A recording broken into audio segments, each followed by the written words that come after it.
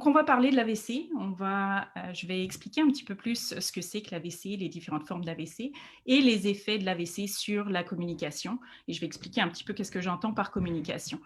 Donc, avant de commencer et de rentrer dans le vif du sujet, je vais passer un petit sondage auprès de vous avec 5 questions pour avoir un petit aperçu un peu de vos connaissances au niveau de l'AVC et de la communication. Donc, on va démarrer le sondage, si je peux le voir. Voilà.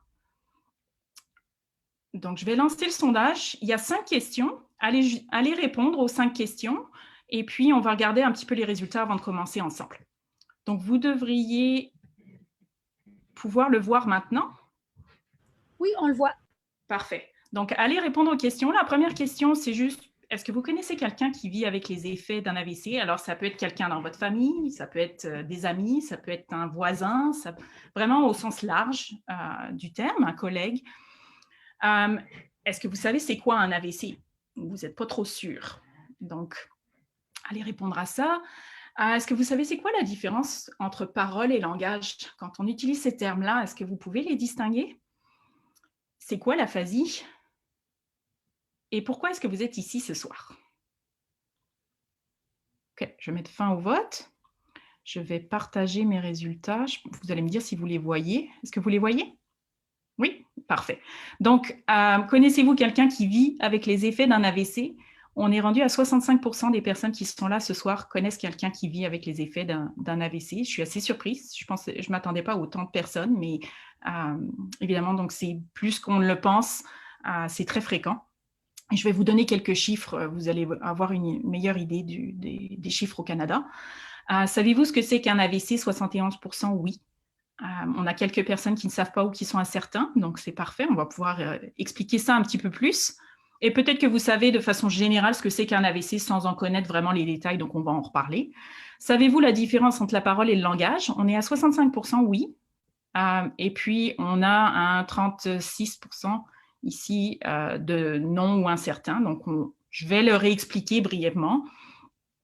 Savez-vous c'est quoi l'aphasie? Là, on diminue. On est à seulement 59% qui savent c'est quoi. C'est en lien, évidemment, c'est en lien avec les AVC. Donc, si on relie, si vous connaissez quelqu'un qui a vécu un AVC, peut-être que vous avez entendu parler d'AVC, d'aphasie dans ce contexte-là. Et puis, pourquoi vous êtes ici ce soir? On a un petit peu de tout. On n'a pas de « je ne savais pas quoi faire ce soir », donc c'est réconfortant pour moi. Vous êtes là au moins parce que ça vous intéresse pour une raison ou une autre. Et je vais aborder les 3 points de toute façon, donc c'est parfait. Merci beaucoup d'avoir répondu au sondage. Ça me donne un petit aperçu de ce qui vous intéresse et ce que vous savez au sujet de l'AVC. Donc, je vais arrêter le partage et fermer le sondage. OK, donc, rentrons dans le vif du sujet. C'est quoi un AVC, donc un accident vasculaire cérébral? Donc, ça survient, un AVC, quand le flux sanguin dans une partie du cerveau est interrompu. Alors, on va voir qu'il peut être interrompu de différentes façons. Je vais parler des différents types d'AVC. Mais, donc, ce qui se passe, en gros, c'est le sang ne se rend pas à une partie, soit suite à un blocage, soit suite à une hémorragie, par exemple. Et donc, cette partie du cerveau n'est pas approvisionnée en oxygène parce que le sang ne peut pas se rendre à cette région.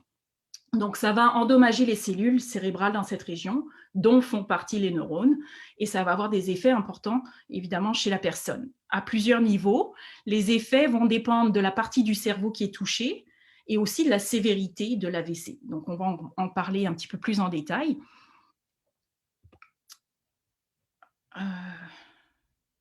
Oui, donc l'AVC, je voulais poser une petite question, mais ce n'est pas grave. L'AVC, c'est la 3e cause de décès au Canada et je pense que dans le monde aussi. On est à 4,5 millions de mortalités par année en moyenne. Là. Évidemment, il faudrait des chiffres un peu plus récents, mais dans le monde dû à des AVC. Par année, il y a environ 62 000 Canadiens qui souffrent d'un AVC chaque année. Et puis, les personnes qui vivent avec les effets d'un AVC sont approximativement autour de 741 800 adultes canadiens qui vivent avec les effets d'un AVC. Donc, ça, c'est des chiffres de 2012-2013. Pour ces chiffres-là, c'est un rapport de 2017, donc je n'ai pas de chiffres plus récents à vous communiquer, mais juste pour vous donner une perspective, ça correspond à peu près à la population du Nouveau-Brunswick. Donc, c'est quand même beaucoup de personnes qui vivent avec des effets. Alors, ça peut être des effets légers, des effets sévères, on va en reparler. Les 3/4 des personnes qui ont un AVC sont des personnes de plus de 65 ans. Mais gardez en tête qu'un quart ont moins de 65 ans. Donc, ça touche tous les âges. Oui, ça touche plus les personnes de plus de 65 ans, mais ça peut toucher une personne de 20 ans ou 30 ans. Okay? La prévalence, évidemment, elle augmente rapidement après 55 ans, puisqu'il y a un effet de l'âge. Mais comme je viens de le dire, ça touche les plus jeunes aussi. 90% des personnes qui survivent l'AVC vont avoir des déficits. Alors, ça peut être des déficits moteurs, ça peut être des déficits au niveau du langage, ça peut être au niveau de la cognition. Les effets peuvent être variés, mais 90% vont avoir des déficits, donc ne vont pas retourner à leur 100% d'efficacité de leur vie précédente. 90% des AVC sont de type ischémique. Je vais en parler juste après pour vous expliquer c'est quoi. 10% sont hémorragiques. C'est les deux grandes catégories d'AVC. Et 10 à 18% des personnes qui ont eu un AVC vont avoir un deuxième AVC dans l'année qui suit. Okay? Et évidemment, quand on enchaîne les AVC, on augmente les déficits, les effets de ces AVC chez la personne. Alors, les AVC, donc ischémiques et hémorragiques sont les deux grands types d'AVC.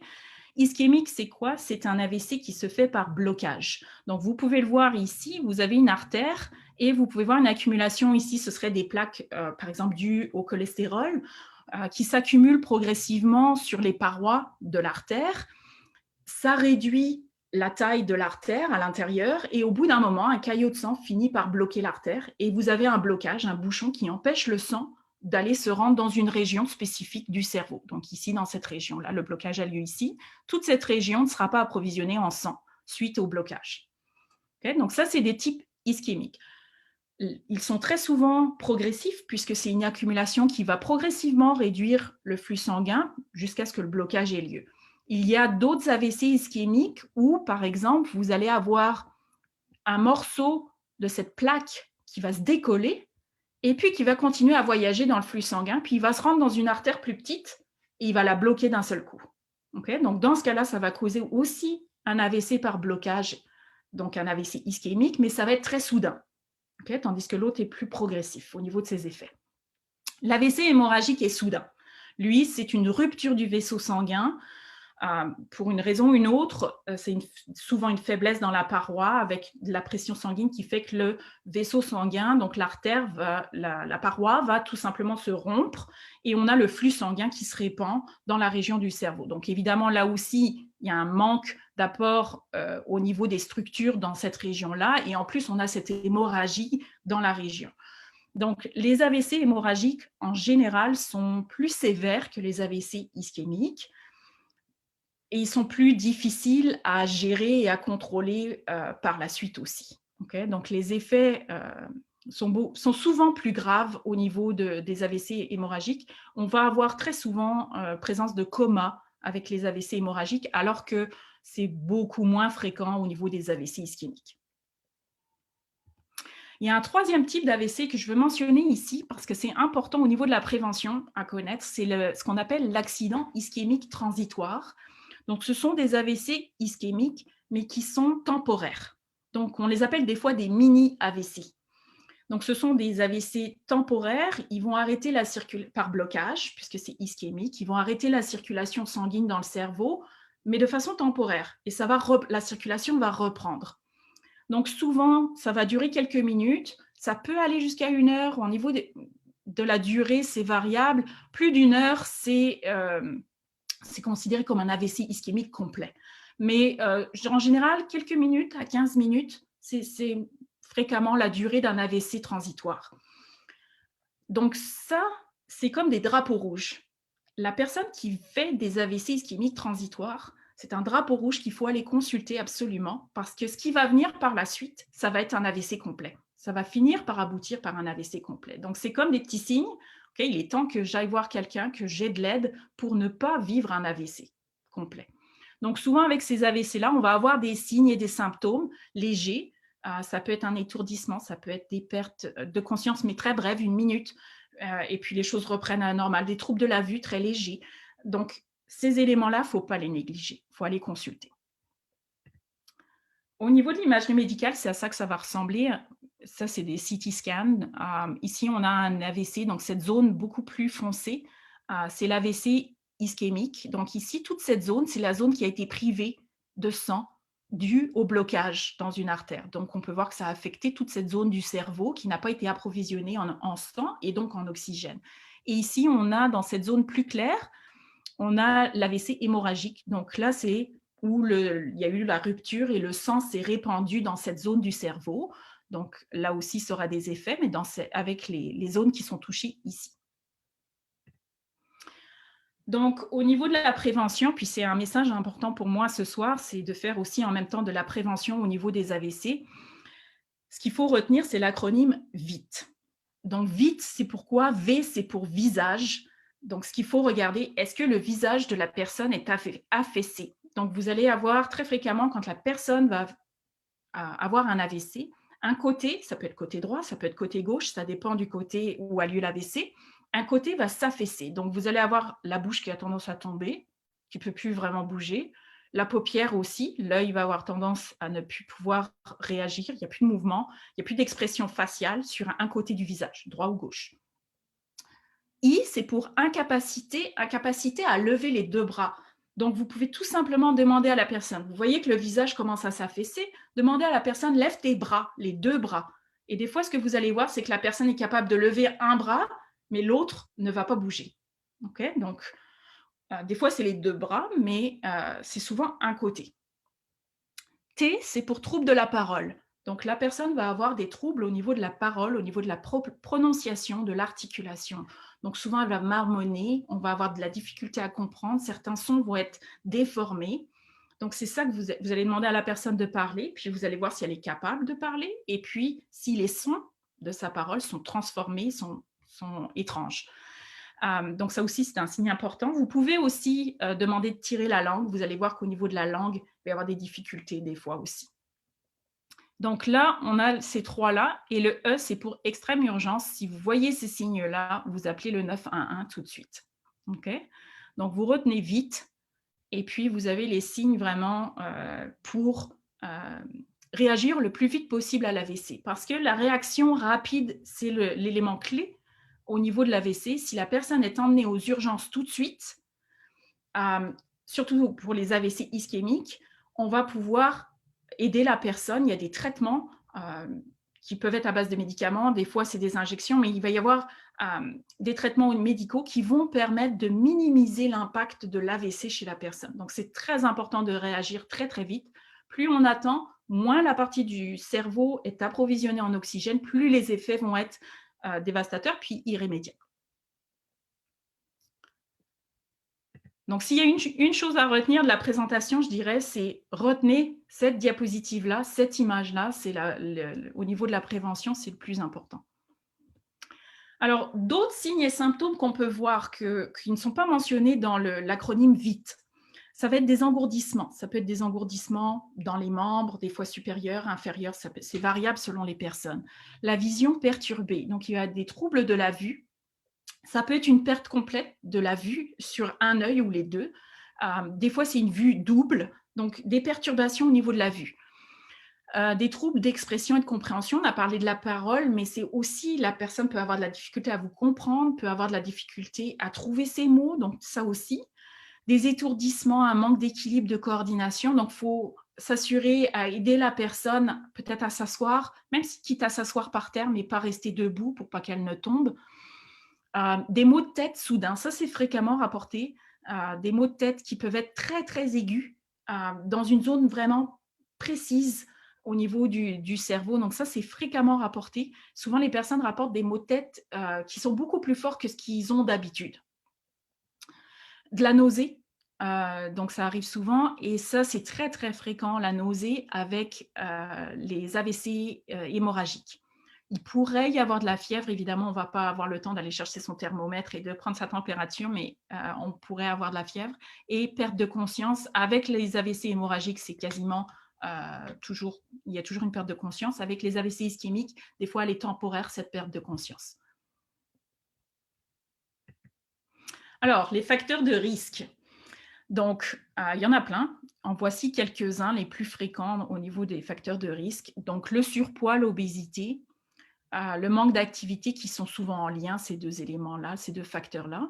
La consommation d'alcool, l'hypertension artérielle, l'apnée du sommeil, la consommation de drogue, la consommation de tabac, le cholestérol élevé, les maladies cardiovasculaires et le diabète. Donc, tous ces éléments-là sont des facteurs de risque aux AVC. Il y en a qui sont plus, je dirais, importants, qui ont un effet plus important que d'autres.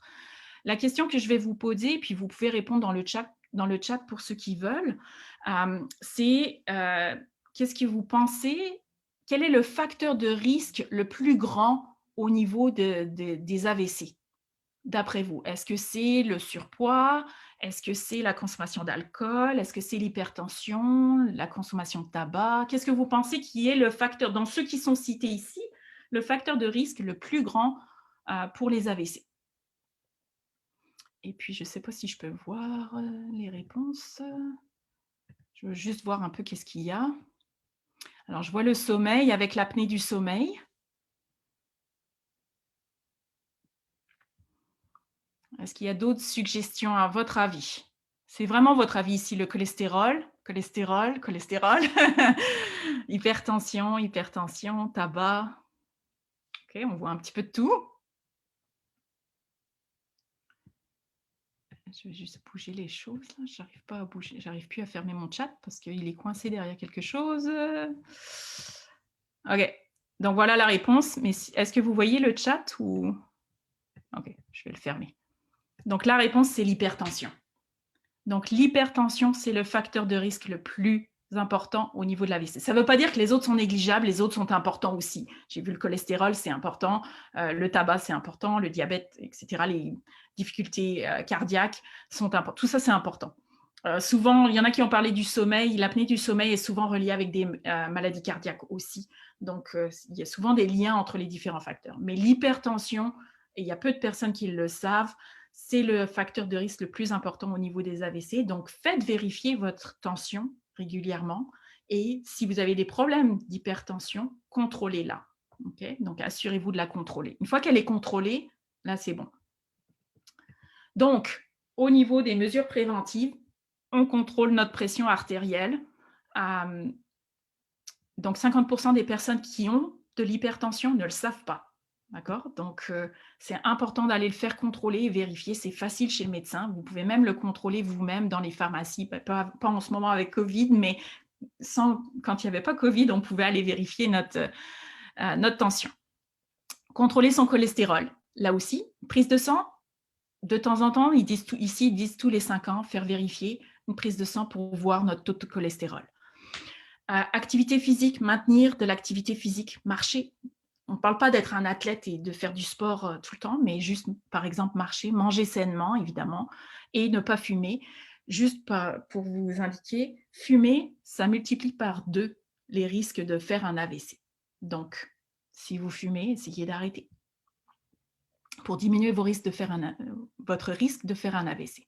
Donc voilà, ça c'était ma petite partie de la présentation sur l'AVC en lui-même, qu'est-ce que c'est, comment on peut le prévenir et quels sont les facteurs de risque. Maintenant, avant de parler des effets sur la communication, il va falloir que je fasse un petit retour sur l'anatomie. Donc on va faire un petit cours d'anatomie résumé en l'espace de 5-10 minutes. Donc, ça va être vraiment un survol, parce que d'habitude, je passe beaucoup plus de temps, et j'ai vu qu'il y avait quelques étudiants à moi qui étaient ici aujourd'hui. Ils savent très bien qu'on passe beaucoup de temps sur le système nerveux, mais on va faire une petite revue du système nerveux.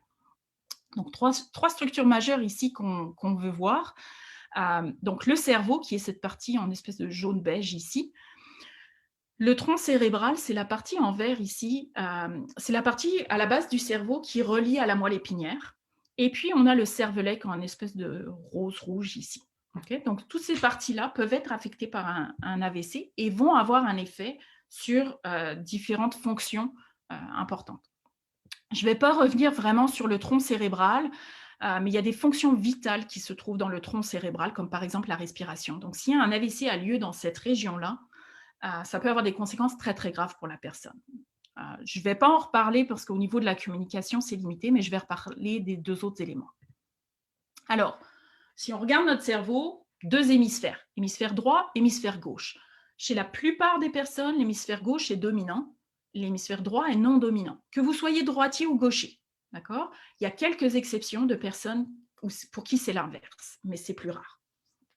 Donc, vous avez peut-être déjà entendu, OK, l'hémisphère gauche est très logique, calcul, etc., alors que l'hémisphère droit est très artistique, beaucoup plus avec la musique, etc. Bon, c'est vrai, c'est pas aussi simple que ça, mais c'est vrai qu'il y a des éléments différents. Mais une chose qu'il faut garder en tête, c'est qu'il y a des éléments en commun entre ces 2 hémisphères.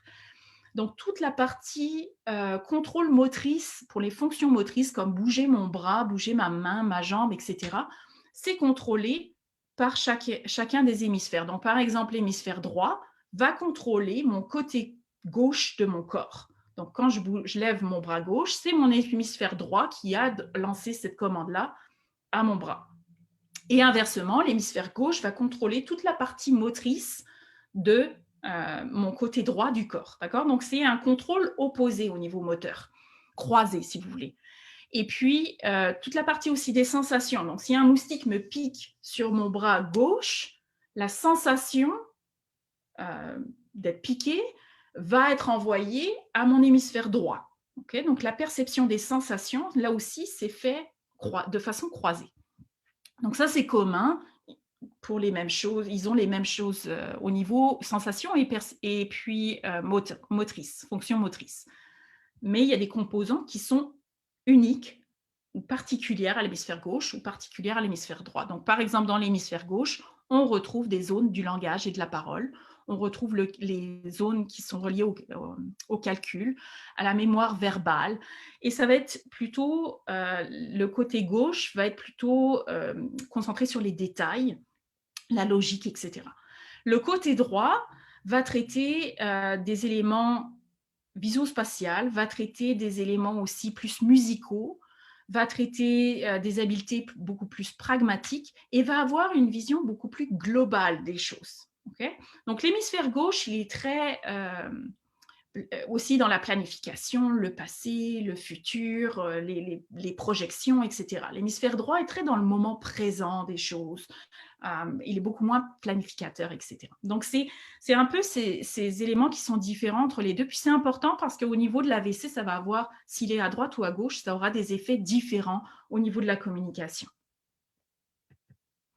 Donc, quand on regarde dans l'anatomie de notre hémisphère, il y a des parties différentes. On a des lobes.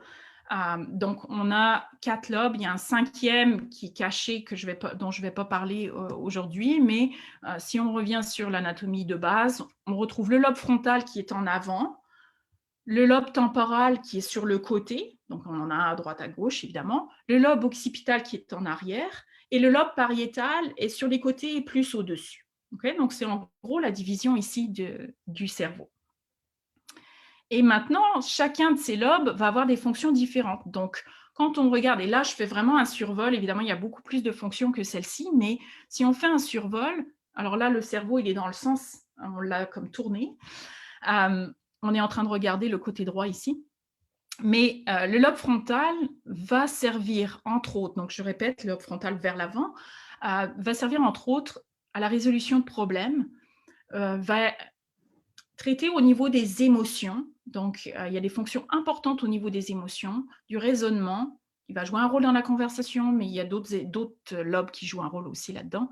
Et il va avoir l'activité motrice volontaire. Donc, cette partie-là du lobe frontal nous sert à contrôler toutes les actions motrices volontaires. J'ai parlé de lever mon bras, mais c'est contrôlé par cette zone-là, ici, dans le lobe frontal.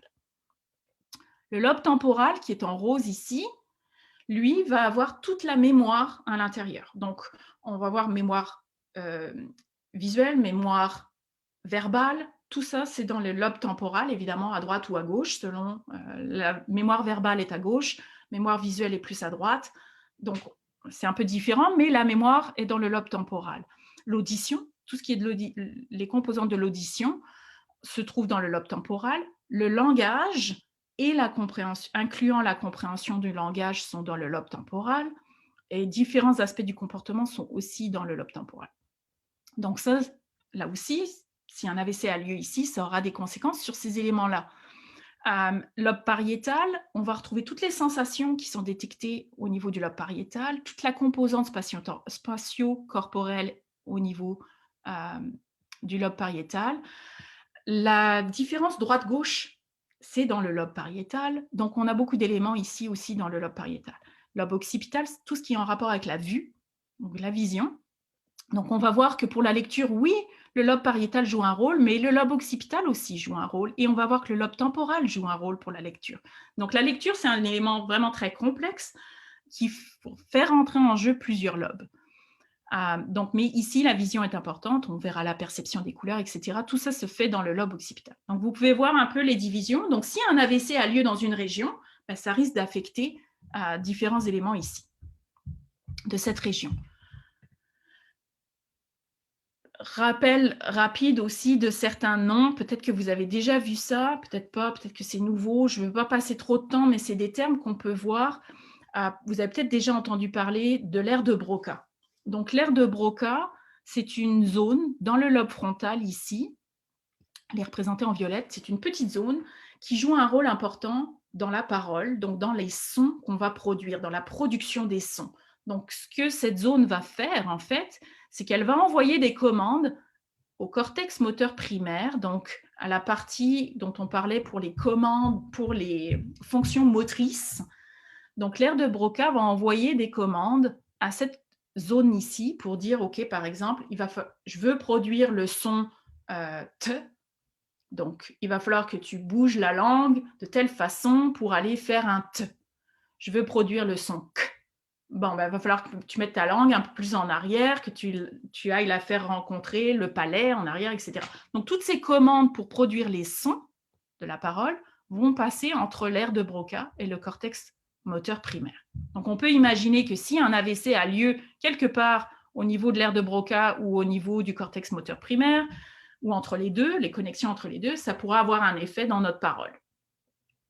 On a aussi l'aire auditive, on a vu ici, l'aire de Wernicke. Il y a un lien important. Quand on entend quelqu'un parler, ça va arriver au niveau de notre aire auditive, mais il y a de l'analyse qui va se faire au niveau de l'aire de Wernicke, qui est en vert ici, pour comprendre tout ce qu'on entend. Okay? Donc, comprendre les mots, la compréhension du langage va se faire à ce niveau-là.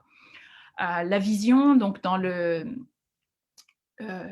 cortex visuel primaire, dans le lobe occipital, va nous servir par exemple pour la lecture. Quand on est en train de lire, de voir, on va avoir des éléments qui vont aller se transférer vers l'aire de Wernicke pour comprendre ce qu'on est en train de lire. C'est plus complexe que ça, mais je simplifie un petit peu. Donc, il y a plein d'éléments, il y a plein de zones qui jouent des rôles au niveau de la communication, que ce soit orale ou écrite. Donc, quand on regarde le système vasculaire, et là, je ne vais pas rentrer dans les noms ni rien, mais je voulais juste vous donner un aperçu que c'est un système qui est très complexe.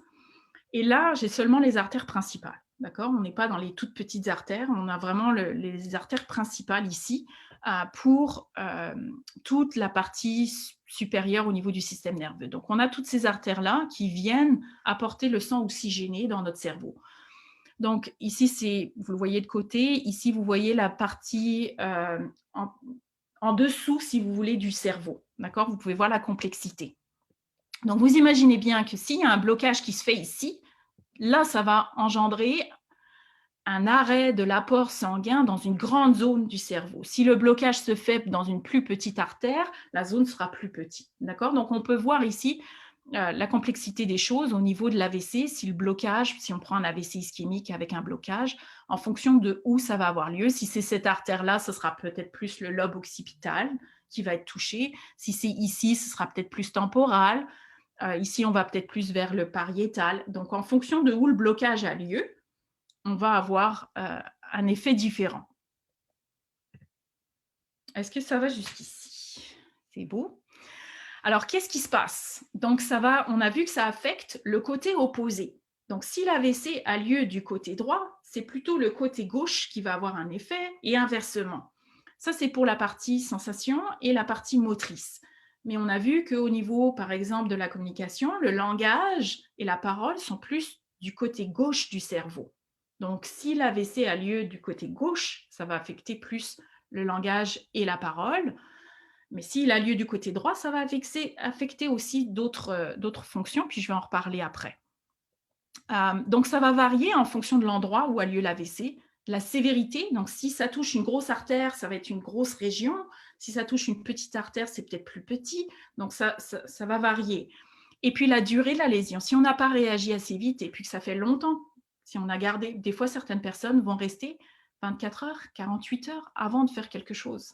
Okay, parce qu'ils se disent non, non, ça va bien, peut-être la personne a perdu connaissance, c'est rétabli, ils ne veulent pas faire quoi que ce soit, ils ne veulent pas aller aux urgences. Okay, donc, dans ces cas-là, vous ne les laissez pas, même s'ils sont déterminés, vous les emmenez quand même aux urgences, vous appelez une ambulance.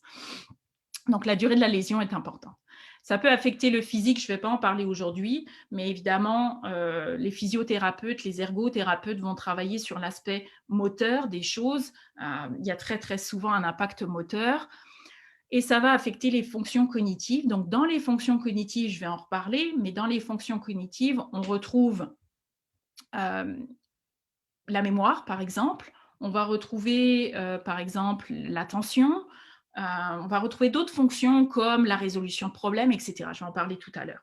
Donc, ça va affecter ces fonctions-là si les zones concernées sont touchées.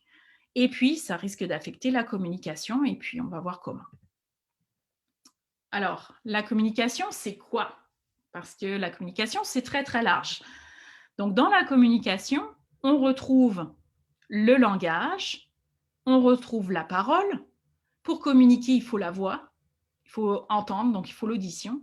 Il faut aussi les fonctions cognitives. Tous ces éléments-là font partie de la communication. Ce n'est pas juste langage et parole. Donc, je vous ai posé la question si vous saviez la différence entre langage et parole, et quelques personnes ne savaient pas ou n'étaient pas trop sûres. Donc, quand on parle de parole, on parle de production des sons. D'accord? Donc, on parle vraiment de comment on va bouger, un exemple de production de son, d'erreur de production de son ici.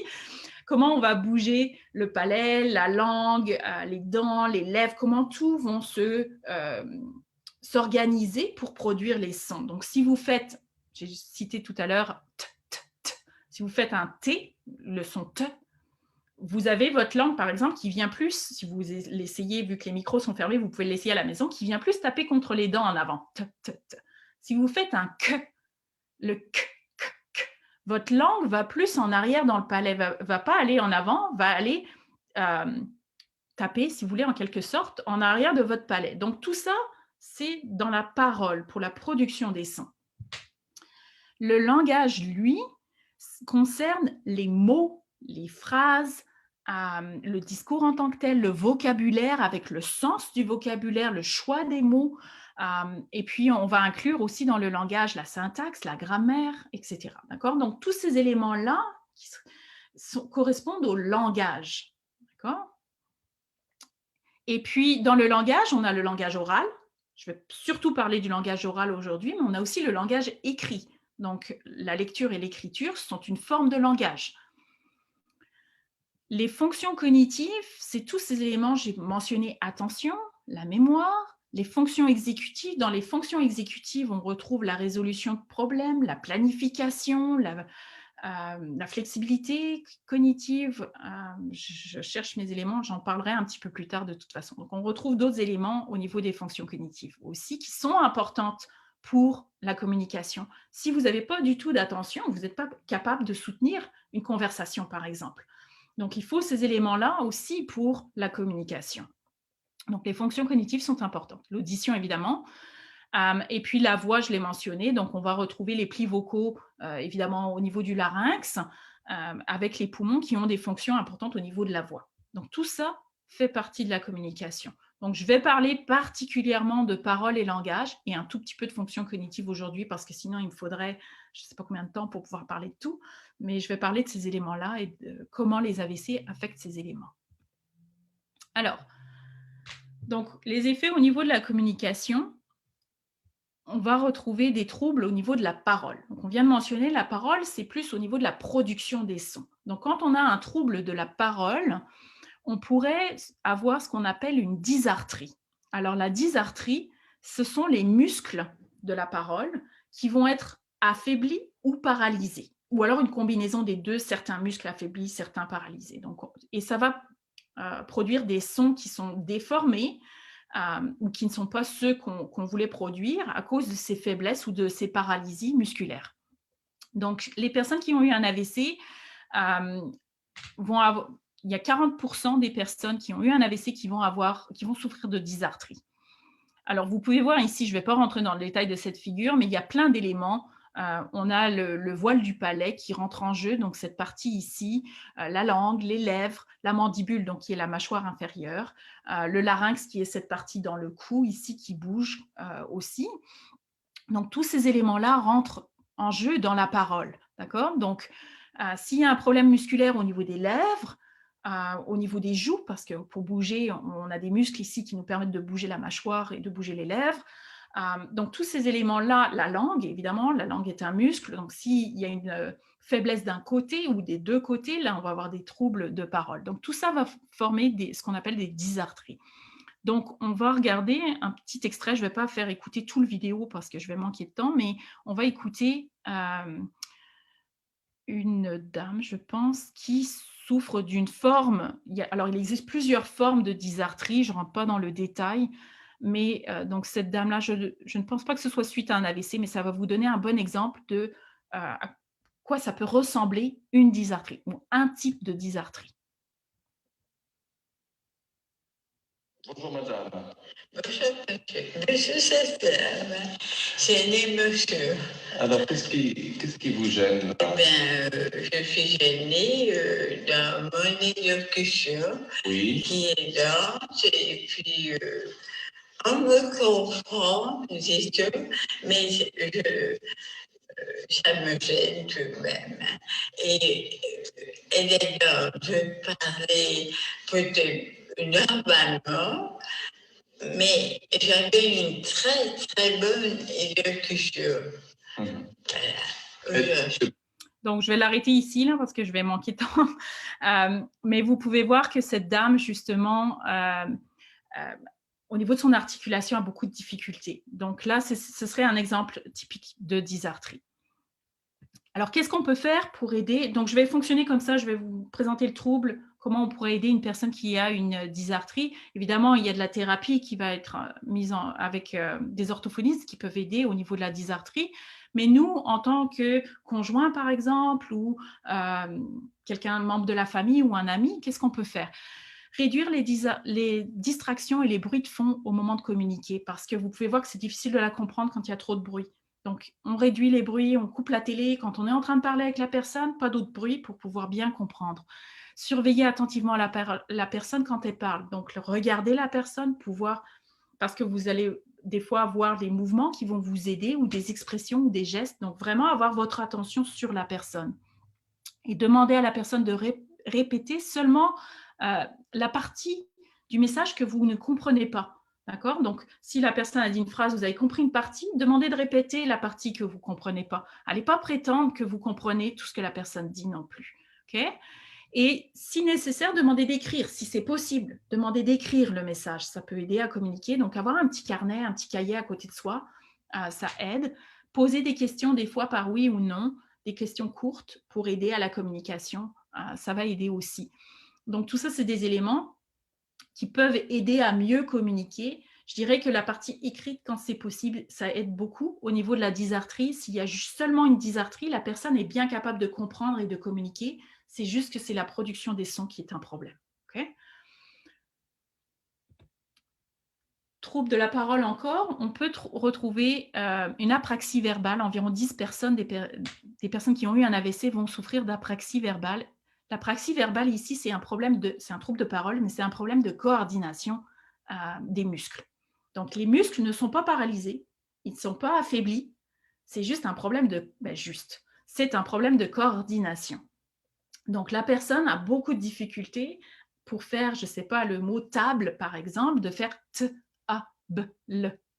Okay, donc, pour nous, c'est facile, on fait table, tout est coordonné, on a bougé notre langue et tous les éléments nécessaires pour produire table sans aucune difficulté. Mais cette personne-là n'arrive pas à coordonner les choses pour produire le bon mot. Et les erreurs ne sont jamais les mêmes. Donc, elles changent en plus. Donc, ce n'est pas constant non plus dans les erreurs, c'est très difficile à suivre. Donc, chez ces personnes-là, il y a souvent beaucoup de frustration aussi. Et puis,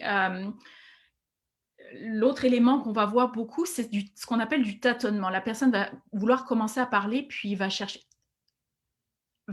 à produire le bon mouvement pour produire le son qu'elle veut produire. Donc, on voit beaucoup de tâtonnement en début de mots ou de phrases. Comment on peut aider quelqu'un qui a une apraxie? C'est l'encourager à parler lentement. Ralentir aide au niveau de l'apraxie. Ce n'est pas toujours la solution, mais des fois, ça aide. Laisser à la personne le temps de s'exprimer. La personne va parler plus lentement pour pouvoir bien s'exprimer, ne pas l'interrompre, lui laisser le temps. Demander à la personne d'écrire son message si possible, s'il n'y a pas une aphasie en même temps, et on va parler de l'aphasie après. Ou alors utiliser des gestes, mais s'il y a différentes formes d'apraxie, et il y a une apraxie des fois qui est au niveau des gestes, donc ça peut être aussi difficile avec les gestes. Mais écrire peut être une solution. Des fois, on demande de ralentir et aussi d'entrecouper le mot. Donc, si la personne a de la difficulté avec le mot pizza, on va lui dire de dire pizza. Des fois, ça va aider de couper le mot et puis on va le comprendre et on va pouvoir le dire. Des fois, la personne va dire un mot très bien. La phrase d'après, c'est le même mot, incapable de le dire. Okay, donc, c'est pour ça que c'est difficile au niveau de l'apraxie. Aphasie, 30% des personnes qui ont un AVC vont souffrir d'aphasie. On en a parlé un petit peu. Il y avait moins de personnes qui savaient c'était quoi l'aphasie. L'aphasie, c'est une perte partielle ou complète de l'utilisation du langage. Donc là, on a de la difficulté, par exemple, à trouver les mots, ou alors on a de la difficulté à comprendre les mots, ou les deux. Dans les cas plus graves, on peut avoir une perte totale de la faculté de s'exprimer. Petite vidéo, je vais juste montrer 1 ou 2 minutes pour vous montrer 2 cas d'aphasie différents. Un qui est sur... on va laisser passer la publicité. Un qui est sur la difficulté à produire les mots et l'autre qui est sur la difficulté à comprendre. Donc, c'est une aphasie de Broca pour le premier exemple et l'aphasie de Wernicke pour le deuxième exemple. Je sais que c'est Annick. D'accord. Bon. Attends. Alors, ça y est, j'ai perdu mon... Est-ce qu'en quelques mots, vous pourriez essayer de me dire ce qui vous est arrivé? Un centre dans les... Je suis, comment dirais-je... Je me suis fait un peu de... Comment dirais-je... Donc, vous pouvez voir dans cet exemple, elle cherche ses mots, elle ne trouve pas. Elle sait ce qu'elle veut dire. Elle le sait ce qu'elle veut dire. Ce n'est pas ça la difficulté. Elle comprend bien. Parce qu'elle n'arrive pas à les trouver les mots pour s'exprimer. C'est la première fois que ça vous arrive? Oui, donc ça, c'est un exemple typique d'aphasie de Broca.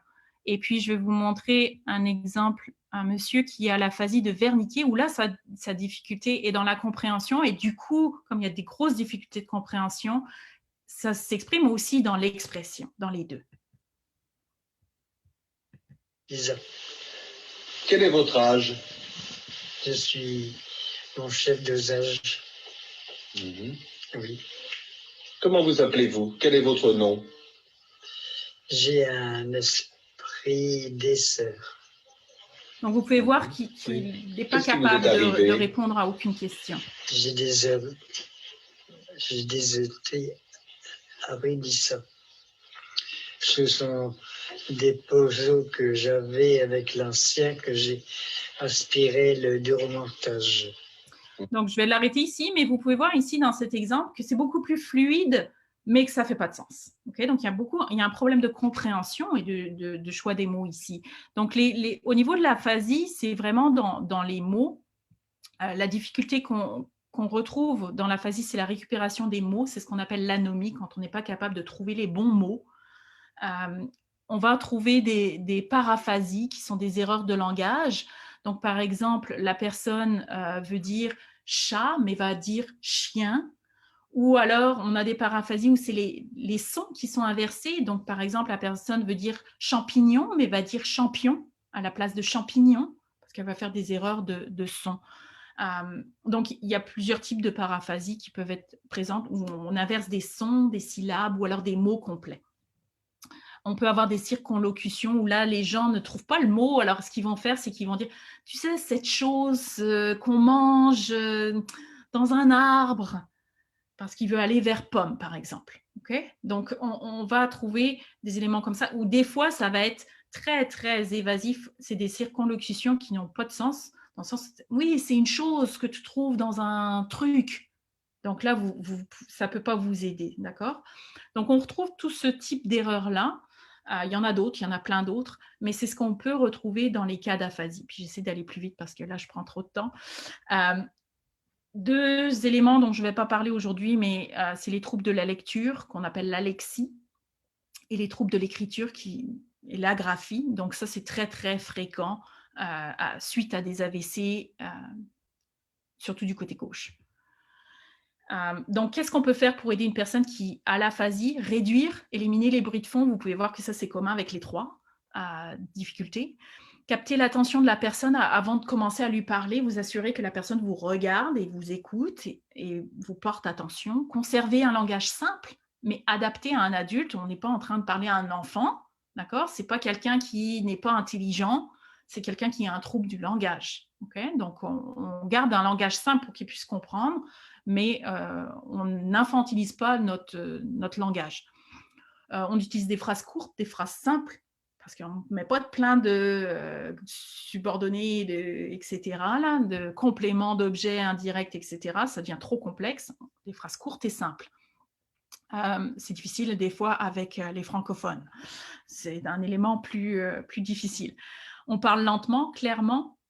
On ne parle pas non plus trop lentement, mais on ralentit. Et ça, c'est parfois difficile pour certaines personnes.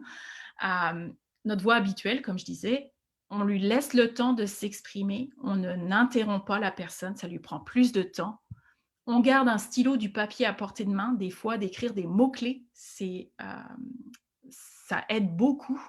On encourage les dessins aussi. Des fois, la personne va dessiner pour s'exprimer, utiliser les gestes quand c'est possible. Donc, utiliser les mots-clés, ça aide à la compréhension. Ça peut être vous à l'oral, mais ça peut être à l'écrit. Utiliser les mots-clés. On ne va pas écrire la phrase au complet. Si on demande l'âge de la personne, peut-être on va écrire juste âge avec un point d'interrogation sur le papier. C'est tout. Ça aidera la personne à comprendre. Des fois, il faut aller vers des questions avec des réponses oui ou non, ou des questions où on donne des choix. Donc, par exemple, est-ce que tu veux boire de l'eau ou du jus? Okay? Donc, on donne une option. Comme ça, la personne, c'est plus facile, c'est plus simple à répondre. On encourage les efforts de communication, mais il faut admettre quand on ne comprend pas.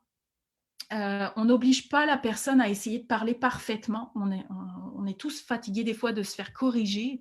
Donc, ce n'est pas nécessaire de parler parfaitement, on veut juste communiquer. D'accord? Donc, on ne va pas corriger tout le temps non plus parce que ça devient fatigant. On utilise quand c'est disponible, quand c'est préconisé, des aides à la communication. Des fois, certaines personnes ont des livres de communication. Donc, vous avez un extrait ici. Souvent, à l'hôpital, la personne va avoir un livre de communication. On les utilise, on encourage l'utilisation. Des fois, c'est un appareil de communication comme un iPad. On va encourager leur utilisation parce que souvent, les adultes ont tendance à ne plus utiliser leurs aides à la communication. Donc, vous, en tant que conjoint ou personne aidante ou personne de l'entourage, encourager l'utilisation de ces aides à la communication. Je vais passer là-dessus parce que je pense qu'on n'a pas le temps au niveau de la cognition, mais je vous ai dit qu'il y avait des difficultés des fois au niveau de la cognition. Anosognosie ici, on n'est pas conscient des difficultés qu'on a, donc c'est des fois un défi de reconnaître les difficultés. Donc là, on retrouve avec des choses où on veut capter l'attention, réduire les distractions. Il y aura de la difficulté plus au niveau du langage abstrait. On va trouver des stratégies pour aider la personne, par exemple des aides-mémoire, quand c'est des problèmes de mémoire. Donc voilà. Donc, encourager aussi de faire partie d'un groupe de soutien parce que la personne n'est pas tout seul. C'est plus difficile dans des régions comme à Sudbury, où il y a moins de groupes. J'ai cherché des groupes de soutien, il n'y en a pas vraiment, surtout pour les francophones. Donc, peut-être que c'est quelque chose à créer. Et puis, il y a quand même ici à Sudbury, c'est ICANN, mais c'est le CERD, c'est le centre, je le vois même pas ici, centre et réseau d'indépendance, où c'est surtout de l'aide au niveau moteur, mais il y a aussi de l'aide au niveau cognition, et la clinique universitaire d'orthophonie aide aussi sur la partie communication, mais il y a très, très peu de services. C'est limité une fois que la personne est sortie de l'hôpital. Et puis, c'est surtout de pratiquer les exercices à la maison. Donc, si vous vivez avec quelqu'un qui a un AVC, d'encourager, de soutenir dans ces exercices-là, mais de ne pas le faire tout le temps non plus, et de continuer à communiquer, de ne pas s'isoler. Ici, c'est un exemple de petite carte aussi qu'on peut avoir dans sa poche et de garder, parce que quand on rencontre quelqu'un qu'on ne connaît pas, on peut montrer cette petite carte et puis dire tout simplement « Soyez patient, parlez à mon rythme, j'ai une aphasie », si c'est l'aphasie, ou ça peut être « J'ai une dysarthrie, j'ai une apraxie », ou les trois.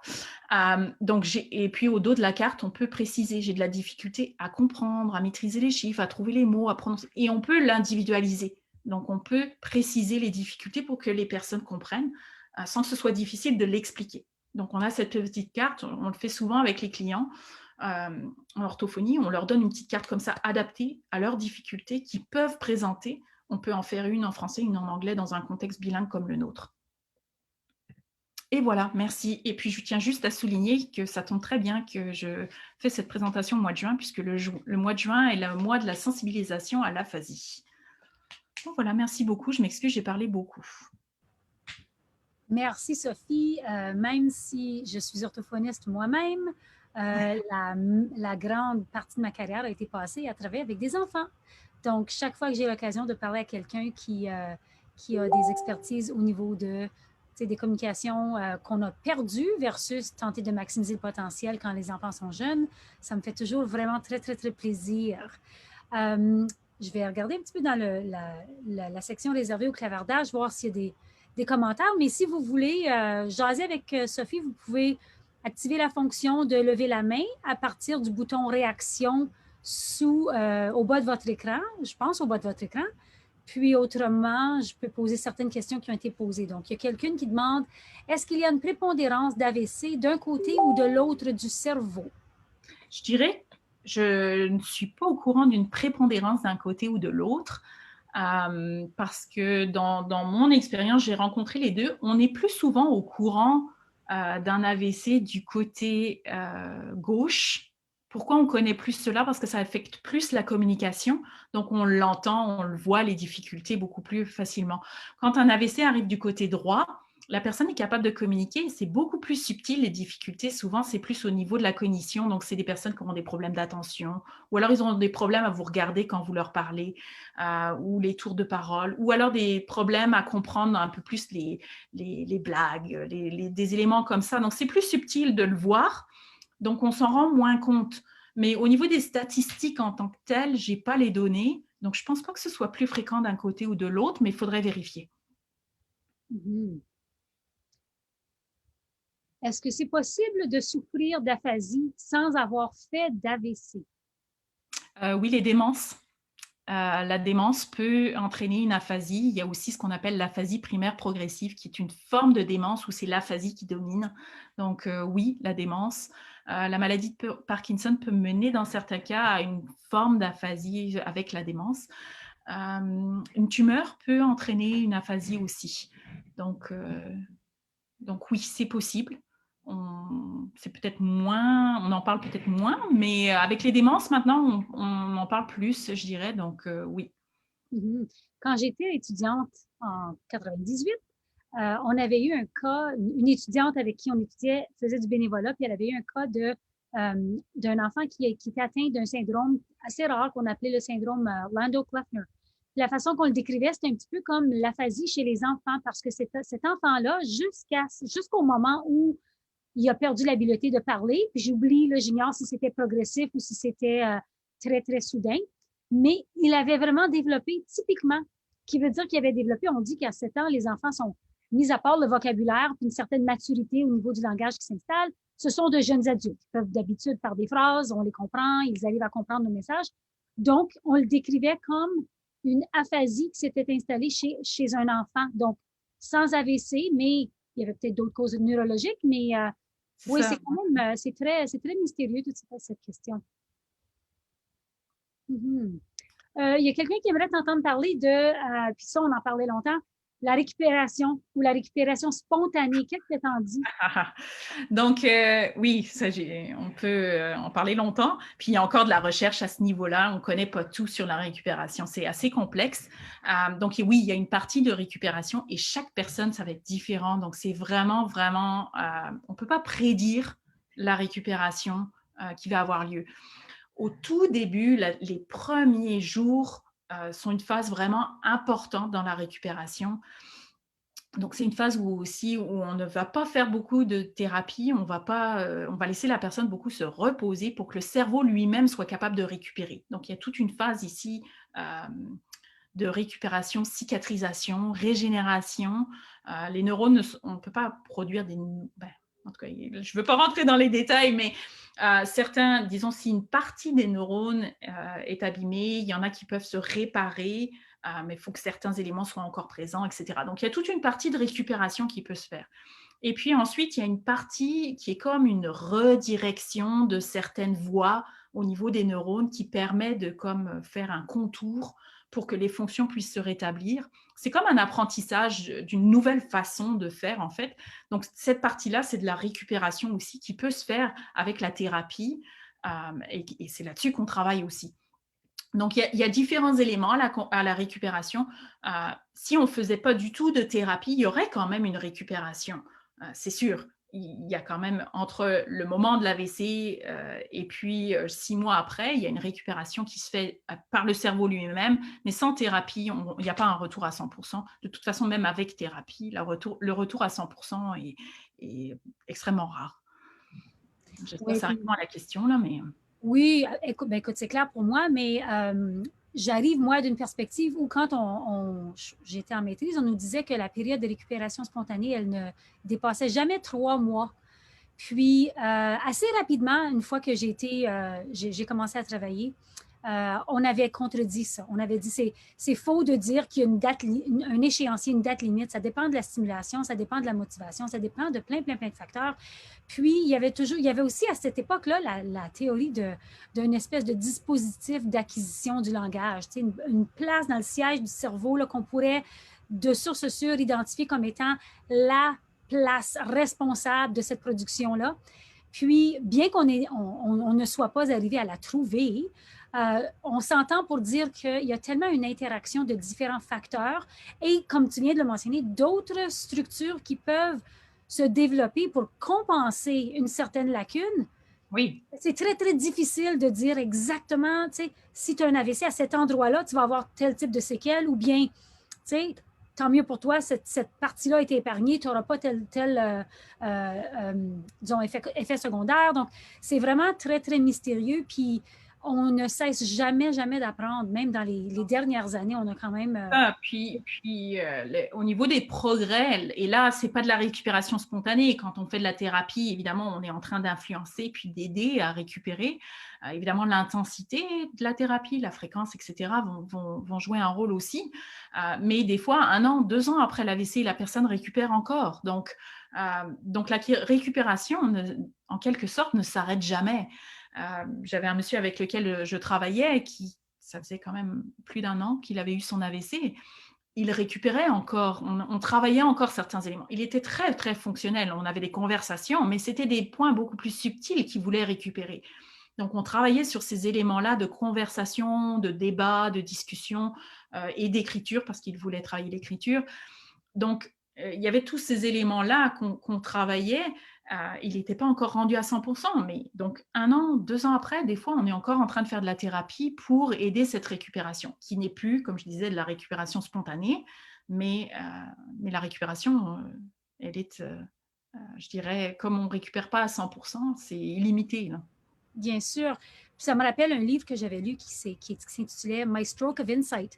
C'est une dame qui a subi un AVC, qui disait justement, si les gens m'avaient laissé de côté après 3 mois en disant que ça ne servait à rien de m'expliquer des choses, puis si les gens imaginaient que je n'étais pas capable de réapprendre des choses, parce qu'elle disait, c'est vrai que j'ai été affectée, puis j'avais un manque d'inhibition, donc des fois, je disais des choses inappropriées, mais une fois que vous me l'aviez expliqué, peut-être que son manque d'inhibition, elle devait tenter de le maîtriser un peu, mais elle a dit, quand on m'a expliqué que dans une certaine situation, on ne peut pas dire telle chose, j'ai été capable de ça. Donc, tu sais, elle disait, je ne voudrais pas imaginer ma vie si les gens m'avaient laissé faire sans du tout me soutenir parce qu'elle disait, je devais vraiment tout réapprendre. Il y a une question ici que j'aime beaucoup, puis c'est quelqu'un qui demande, dans quelle langue on devrait privilégier l'intervention dans l'éventualité d'une personne bilingue? Ou même, on pourrait imaginer trilingue qui vient AVC. Il y en a très fréquemment, bilingue définitivement, trilingue aussi. Au niveau si on prend au niveau de l'orthophonie, si on prend les documents de l'ordre des orthophonistes, ce qui est recommandé, c'est dans la langue du choix du client ou du patient. D'accord? Donc, si vous êtes avec quelqu'un qui est capable de vous dire dans quelle langue il souhaite travailler, vous travaillez dans cette langue-là. Donc, des fois, ce n'est pas toujours possible de le savoir parce que le client ne peut pas s'exprimer ou ne peut pas comprendre la question. Donc, des fois, on va le faire avec le conjoint, la conjointe ou les enfants ou un ami ou la personne proche aidante de la personne en question pour savoir dans quelle langue on devrait faire la thérapie et l'évaluation et la thérapie. Donc, pour les bilingues, c'est très souvent le français. Ben, si on prend les bilingues français-anglais, c'est très souvent le français qui est demandé. Malheureusement, il n'y a pas toujours les services en français et c'est là que la difficulté vient parce que les lésions au niveau de l'AVC ne vont pas être les mêmes au niveau du français et de l'anglais chez quelqu'un de bilingue. Donc, comme les effets ne sont pas les mêmes, si on évalue la personne en anglais, on n'aura pas la même évaluation, les mêmes résultats d'évaluation si on l'évalue en français. Donc, c'est des éléments importants à prendre en compte parce que s'il y a seulement une orthophoniste anglophone qui est présente et qui peut faire seulement une évaluation en anglais, ça ne reflète pas les capacités de langage et de parole de la personne en français. Et ça, c'est un gros problème. Oui, bien sûr. Puis, écoute, on le voit, ce problème-là, dans plusieurs différents contextes. Donc, dès que quelqu'un a plus d'une langue, il faut aller voir ce qui se passe dans chacune de ces langues-là si on veut pouvoir leur permettre d'atteindre leur plein potentiel dans les 2 langues, même si le niveau de maîtrise n'est pas équivalent dans les 2 langues chez cette personne-là. Donc, c'est d'essayer de les ramener là, à leur fonction pré-morbide, si on veut. Oui. Et donc, puis, je veux juste rajouter, des fois, on va voir aussi chez les personnes bilingues qui étaient habituées à communiquer peut-être toujours en anglais dans leur contexte de travail et puis parce qu'ils étaient à la maison avec quelqu'un anglophone. Mais d'un seul coup, c'est le français qui domine après l'AVC. Donc là, il faut continuer avec le français, avec la langue qui domine pour que la personne puisse au moins pouvoir continuer de s'exprimer et puis de façon claire. Et puis ensuite, on peut par la suite travailler l'anglais plus tard. Mais il faut aller avec la langue de préférence dès le début. Oui, bien sûr. Est-ce que vous avez d'autres questions, les gens qui sont restés avec nous aussi longtemps? C'était super informatif, Sophie. Vraiment, j'ai apprécié. C'est un sujet qui me passionne, donc j'aurais pu en parler pendant très longtemps. Les orthophonistes, on doit leur dire, tu as 1 heure là parce qu'on pourrait pendant très longtemps. Donc, écoute, s'il n'y a pas de... il y a une question qui entre. Quand est arrêtée la prise en charge de l'aphasique? Quand est-ce qu'on juge qu'un plafond est atteint?